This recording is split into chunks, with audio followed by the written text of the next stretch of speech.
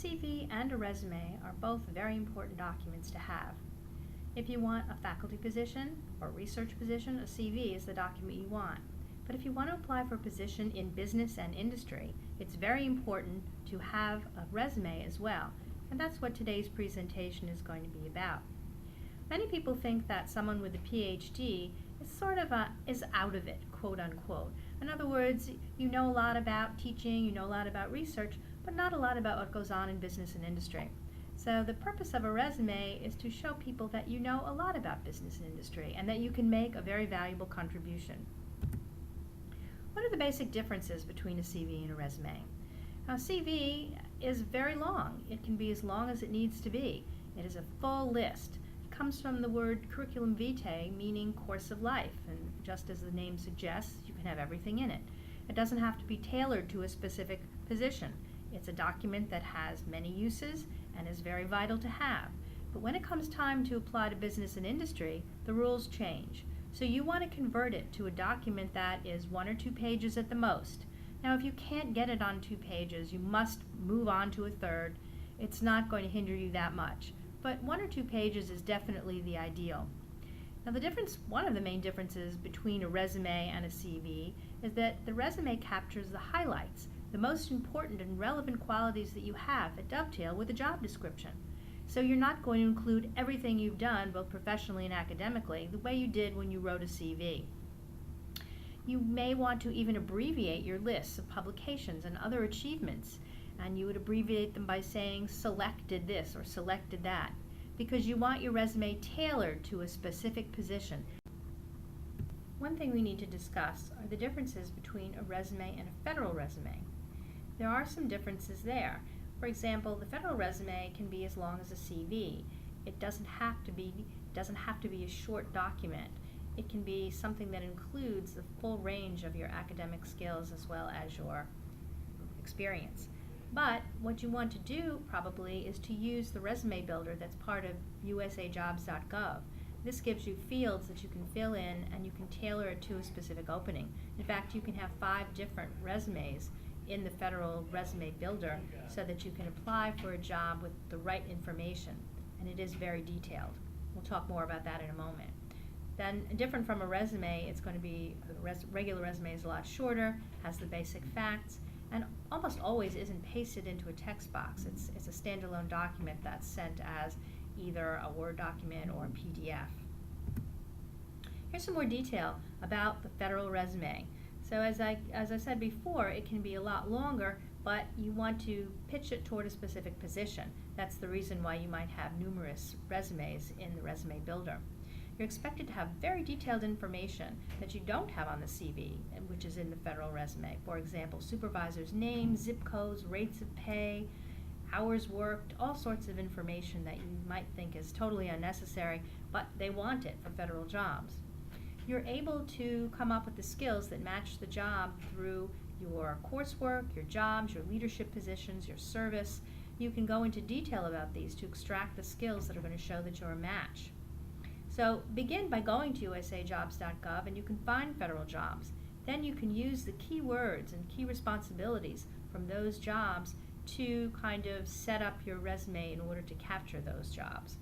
So think about using the resume builder, the federal resume builder, to develop your federal resume. Though you can send a paper copy in many cases, but you do want to follow directions in order to apply for the job in the way they expect. Basically, there are 12 steps used to transform your CV into a resume. The first one is pretty obvious. You want to research the skills and the qualifications that your prospective employer wants. So I would suggest that you start with a job ad or a collection of job ads that portray the position that you're looking for. Then you can take some of the language and generate a list of the kinds of skills and abilities that are wanted by that job. And you can try to look at your own experience and your own list of skills and abilities. They could come from, again, outside activities, they could come from experience, they could come from academics, they could come from leadership. And you have a list of these skills that will translate from academia into business and industry. Third, you want to use a lot of action verbs, and you want to use accomplishment language. By that I mean you want to talk about the results of what you did, not just a list of your duties and responsibilities. After all, most people know the tasks that you were asked to perform. What they don't know is what were the results of those tasks. So by choosing your verbs carefully and by trying to frame everything you've done in terms of achievement, you will then make a very good match and interest a potential employer. Number 4, you want to choose headings and organize information to put the most relevant information first. So if you have a lot of teaching experience, for example, but teaching is not at all a part of the job you want, teaching would fall towards the bottom of the resume rather than be towards the top. Towards the top of the resume would come the skills that you're going to be required to use in this new position. So in a way, you're trying to focus the attention of a potential employer on what you want them to see. And here's sort of going into that in a little bit more detail. So you're going to identify your skills and achievements, your research skills, your computer skills, your technical contributions. Then you're going to use the language of the job to describe the skills and achievements. So you're going to show that you've got statistical analysis abilities, you're going to show that you have desktop publishing software ability. All of these things will be proof that you have the skills that the position requires. You also want to begin your resume after you've talked about the identifying information, who you are and how you can be contacted. You want to go right in there and have a summary or a profile. This profile is going to capture the most important qualifications and put it up there right in the key piece of real estate, which is the beginning of the resume. So in other words, you've identified your skills, you've used the language of achievement to sort of portray those skills, and you've created a summary, either a bulleted list or sort of a modified paragraph that really captures the salient traits and boom, puts it right out there so someone can see right away. If you can't explain something, this is number 5, in terms of the job you want, my suggestion is that you cut it out or abbreviate it in some way.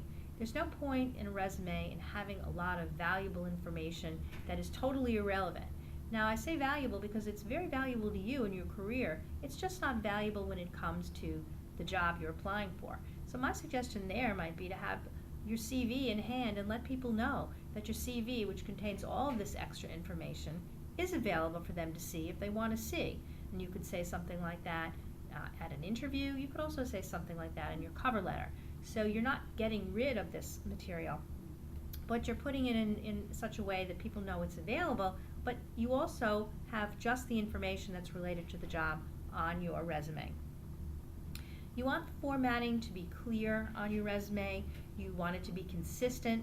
You don't want to put periods in one place and commas in another. You want to be consistent. Being consistent is more important than some of the fine points of whether you use the postal abbreviation DE, D capital, and then E capital, as opposed to D small letter and then a period. But as long as you use it consistently throughout, it's fine. Try to line up your dates to the right.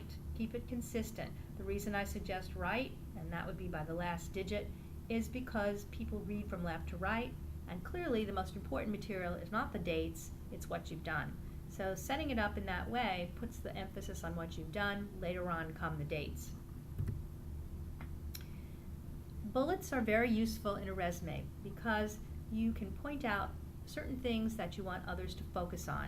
If you put in too many bullets, they lose their emphasis. So you really need to be circumspect about the bullets you use. Generally, CVs do not have bullets, so that is one of the ways that the two documents differ.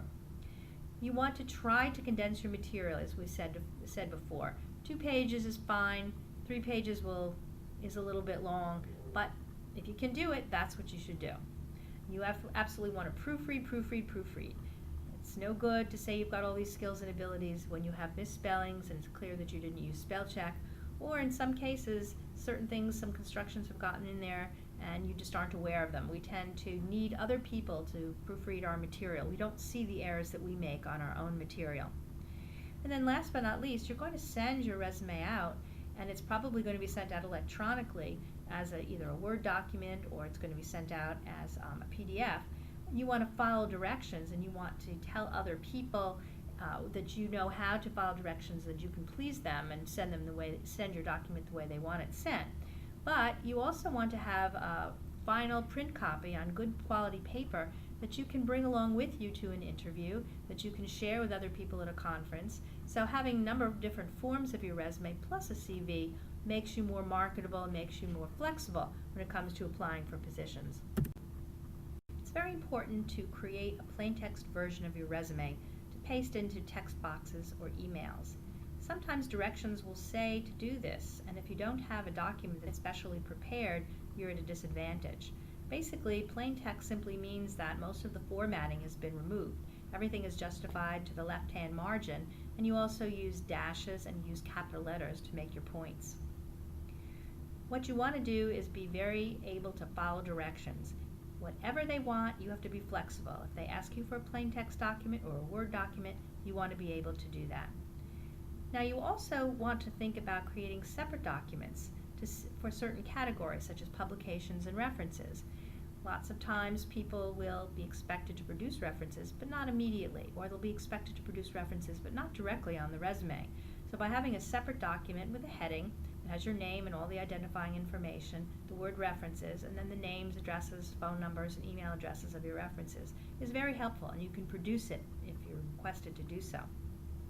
Similarly with publications, maybe you have a few publications that are directly related to the job, but maybe you don't. Maybe you just have a list of publications that really are not related. If that's the case, you want people to know you have the publications, but you can put them on a separate sheet with your name, identifying information, and the word publications. Again, this gives you flexibility. You have these documents prepared if they're requested, but they're not stuck to your resume, and they're not something that's a part of your resume necessarily. So in these 12 steps, you've had a chance to convert your CV into a resume. You can see the ways in which CVs and resumes are similar, and you can see the ways that they're different. If in this day and age you want to be flexible and you want to be able to apply for many different positions, you really need to have in your arsenal samples of your resume, your CV, and perhaps a plain text version of your resume that will work.